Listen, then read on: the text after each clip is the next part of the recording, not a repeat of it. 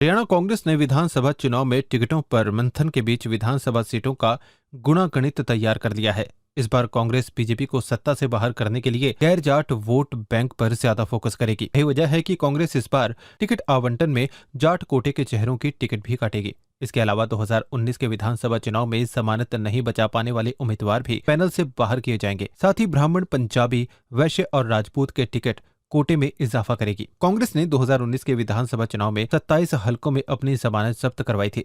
इसके अलावा 15 प्रत्याशी ऐसे भी रहे हैं उन्होंने लगातार 2 हार अपने खाते में दर्ज करवा ली है। इनमें से कई के नाम ये दोनों ही रिकॉर्ड दर्ज हैं। कांग्रेस नेतृत्व लोकसभा चुनाव की तर्ज पर इस बार विधानसभा में भी सोशल इंजीनियरिंग के तहत टिकट देने के पक्ष में है। अगर इस तरह का निर्णय कांग्रेस ने लिया तो फिर प्रदेश में 2019 के मुकाबले इस बार जाट उम्मीदवार की संख्या कम हो सकती है। आमतौर पर कांग्रेस 28 से 30 जाट नेताओं को टिकट दे रही है। लोकसभा चुनाव में भी कांग्रेस 4 जाट उम्मीदवार उतार रही है, लेकिन इस बार के चुनावों में 2 ही जाट नेताओं को टिकट मिली। रोहतक से दीपेंद्र हुड्डा और हिसार से जयप्रकाश जेपी को टिकट मिली। हरियाणा कांग्रेस में आमतौर पर मौजूद विधायकों को लेकर सिटिंग एडी का फॉर्मूला लागू होता रहा है। इसके तहत मौजूदा विधायकों और बड़े चेहरों के नेताओं के प्रिय नेताओं को टिकट मिल जाती थी। इस फॉर्मूले से हमेशा से ही पार्टी को नुकसान हुआ है। 10 सालों से इस कारण से पार्टी प्रदेश की सत्ता से बाहर है।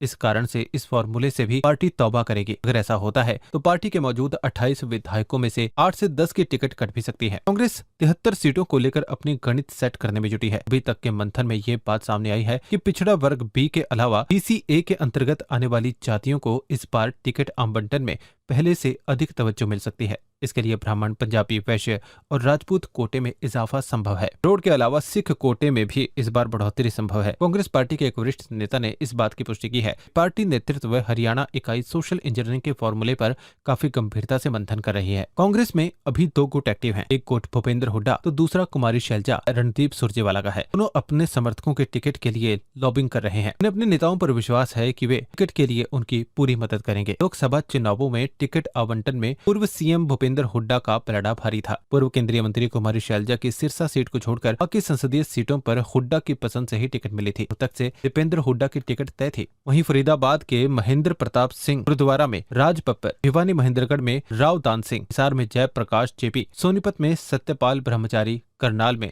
दिव्यांशु बुद्धिराजा, अंबाला में वरुण चौधरी को टिकट दिलवाने में हुड्डा कामयाब रहे थे। कांग्रेस में टिकट आवंटन को लेकर पूर्व सीएम भूपेंद्र हुड्डा और सांसद कुमारी शैलजा के बीच खींचातानी जारी है। यह नजारा कांग्रेस की दिल्ली में हुई स्क्रीनिंग कमेटी में दिखा। इसकी वजह से कांग्रेस हाईकमान ने टिकट आवंटन का काम अपने हाथ में लिया। Screening committee chairman Ajay Maken को कहा गया कि हरियाणा की सभी 90 सीटों पर अपनी अलग अलग कमेटी बनाकर दावेदारों के बारे में पड़ताल करें। इसकी रिपोर्ट स्क्रीनिंग कमेटी से सीधे राहुल गांधी और राष्ट्रीय अध्यक्ष मल्लिकार्जुन खड़गे को सौंपी जाएगी। हरियाणा कांग्रेस के सूत्रों के मुताबिक हाईकमान ने भूपेंद्र हुड्डा और कुमारी शैलजा को ये भी कह दिया है कि अगर वे राजी नहीं होते तो फिर हाई कमान अपने स्तर पर टिकट बांटेगा। इसे देखते हुए दोनों के बीच सहमति की चर्चा है, जिसमें हुड्डा कुछ सीटें शैलजा के लिए छोड़ने पर राजी हो गए हैं।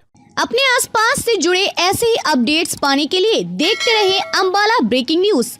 हमें फेसबुक पर लाइक करें, यूट्यूब पर सब्सक्राइब करें और अपने एप्पल और एंड्रॉइड मोबाइल फोन के प्ले स्टोर से हमारी app Ambala breaking news download करें।